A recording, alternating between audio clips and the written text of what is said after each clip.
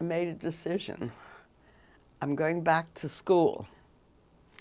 And I went all over Long Island because I lived there. And I was, by this time, by the way, we had moved into Nassau County. We moved, oh, we moved to Nassau County in 1966, right after Daniel was born. So this is a different world.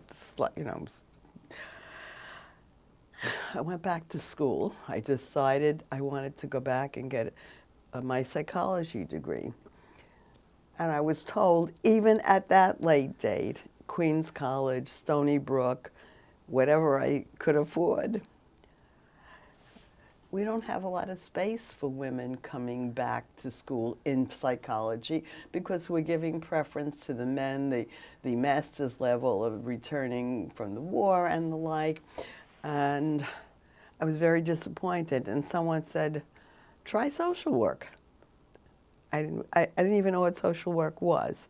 And I explored and I found, and I applied to Adelphi University School of Social Work. The day my application was handed in directly, not in the mail, the day that applications closed, I said, they're never going to accept me. It's too late, so on.